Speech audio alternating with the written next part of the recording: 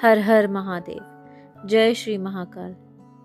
ओम नमः पार्वती पते। हर हर महादेव। आज हमारा ये सफ़रनामा चला है महादेव के द्वार। महादेव जब बुलाएं हम उनके द्वार दौड़े दौड़े चले आएं। सुबह 5:30 बजे दिन रविवार।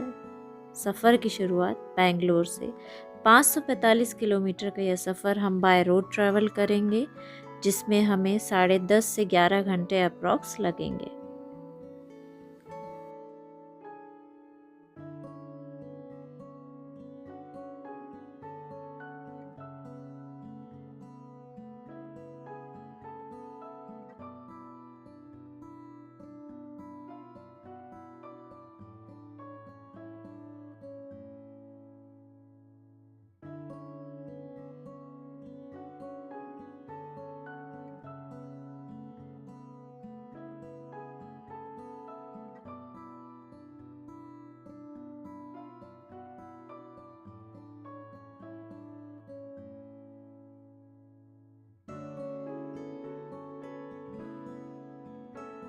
रामेश्वरम मंदिर जाने के लिए हम शुरुआती रूप से पम्बन ब्रिज होते हुए जाएंगे।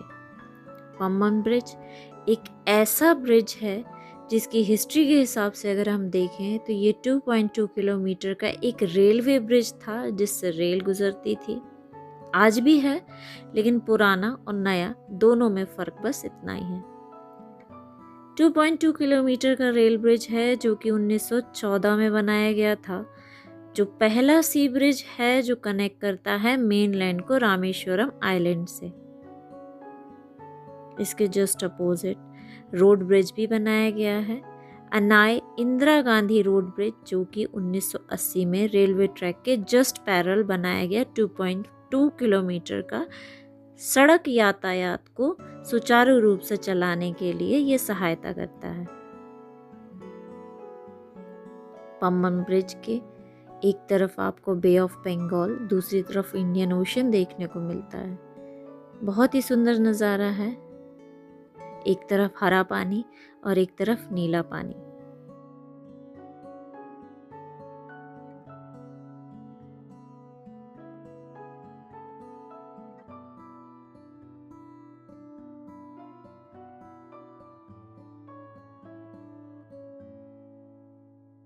चलिए आगे बढ़ते हैं रामेश्वरम मंदिर की तरफ। रामेश्वरम मंदिर जो है ये तमिलनाडु के रामनाथपुरम डिस्ट्रिक्ट में आता है।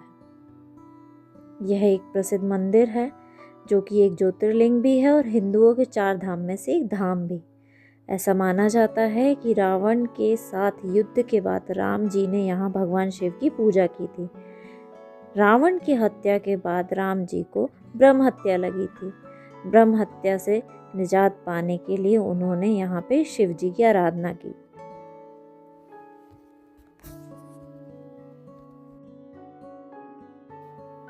अगर आप यहाँ दर्शन करने के लिए आपकी शुरुआत अगर सुबह हो रही है तो आप सुबह 3:30 बजे उठकर अग्नि तीर्थम के लिए जाएं। अग्नि तीर्थम यानी समुद्र में पवित्र स्नान। सर्वप्रथम आपको अग्नि तीर्थ करके आगे 22 कुंडों के स्नान करने के लिए जाना होगा। 22 तीर्थ स्नान। 25 रुपये के टिकट आपको यहाँ उपलब्ध होगा।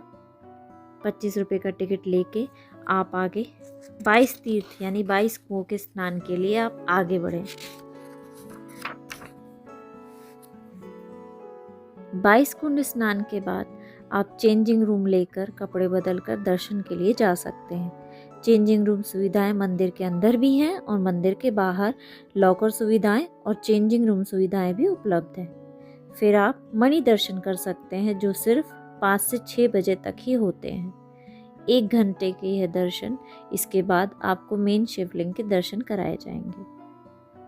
आपको 5 से 6 बजे जो मणि दर्शन होते हैं उसके लिए लंबी लंबी कतारों में लगना पड़ सकता है। यहाँ वीआईपी एंट्रीज भी अलाउ हैं। उसका फीस 200 पर हेड पड़ता है।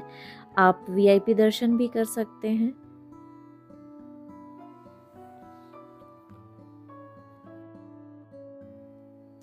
मणि दर्शन के बाद आपको वहीं जहां आपने मणि दर्शन करे हैं वहां पे ही आपको 2 लिंग के दर्शन होंगे। पहला रामलिंगम जो सीता जी ने बनाया था, उसके बाद एक दूसरा लिंग है जिसको विश्वलिंगम कहा गया, जो कि हनुमान जी लाए थे कैलाश से।